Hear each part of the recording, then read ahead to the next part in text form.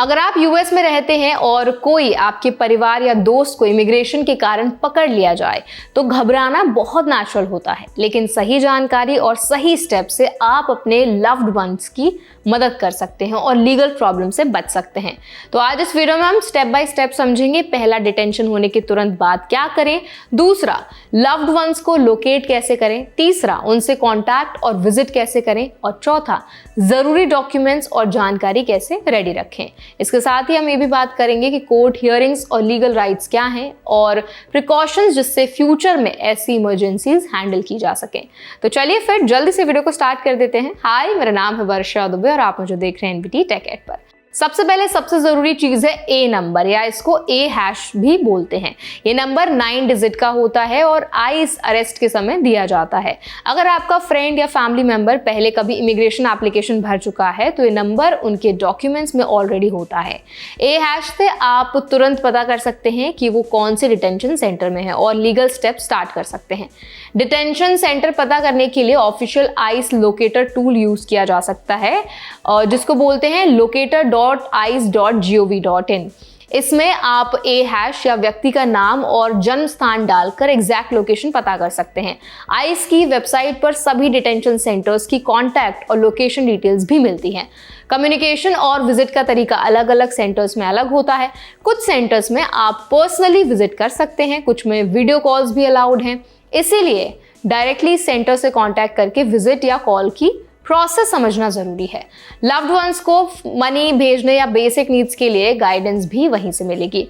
अगर ice red या arrest हुआ है तो तुरंत घटना की डिटेल्स लिख लें। इसके बाद आप ICIRR family support hotline 1855 help my family 1855-435-7693 पर कॉल कर सकते हैं। ये हॉटलाइन लीगल सपोर्ट और गाइडेंस आपको दोनों देती है। इसके साथ ही इंग्लिश, स्पेनिश, कोरियन और पोलिश में सपोर्ट अवेलेबल है। डिटेंशन के बाद जरूरी है कि सारे इमिग्रेशन और क्रिमिनल डॉक्यूमेंट्स रेडी हों। इनमें prior immigration applications, receipt, notices, police reports, charging documents और सेंटेंसिंग पेपर्स शामिल हैं। एक्यूरेट डॉक्यूमेंट्स लीगल प्रोसेस को स्मूथ बनाते हैं। कोर्ट हियरिंग्स और लीगल राइट्स को समझना भी बहुत जरूरी है। कुछ केसेस में नॉन सिटीजन्स को हियरिंग का राइट नहीं होता, जैसे पहले डिपोर्टेशन वाले या सीरियस क्रिमिनल केस वाले लोग। बाकी सब नॉन सिटीजन्स चाहे अनडॉक्यूमेंटेड हो या परमानेंट रेजिडेंट्स, उन्हें हियरिंग का राइट होता है। आइस नोटिस टू अपीयर यानी कि NTA सर्व करता है, जिसमें इनिशियल हियरिंग डेट्स दी जाती हैं।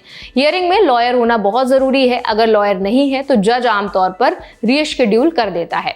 पहला हियरिंग हमेशा रिमूवल का फाइनल डिसीजन नहीं होता।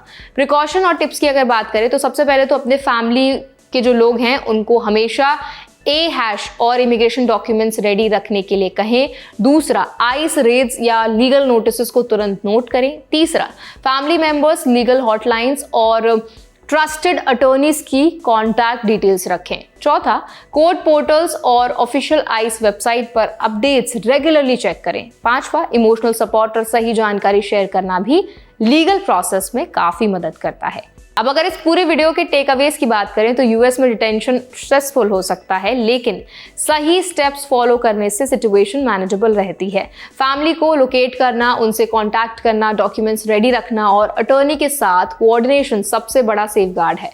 कोर्ट राइट्स को समझना और टाइमली एक्शन लेना भी लीगल सेफ्टी के लिए काफी जरूरी है। तो आई होप इस वीडियो के जरिए आपको अच्छे से समझ आ गया होगा कि अगर आप यूएस में रहते हैं, आपको या आपकी फैमिली मेंबर्स को कोई आइस डिटेन करती है तो आपके पास लीगल क्या क्या राइट्स होते हैं, आप कैसे अप्रोच कर सकते हैं और किन बातों का ध्यान रखना आपके लिए बहुत इंपॉर्टेंट होता है। अगर ये वीडियो आपके लिए हेल्पफुल रहा हो ना तो उसको लाइक जरूर करें, शेयर जरूर करें। ऐसे और भी अपडेट्स के लिए हमारे चैनल एनबीटी टेक एड को भी जरूर सब्सक्राइब करें।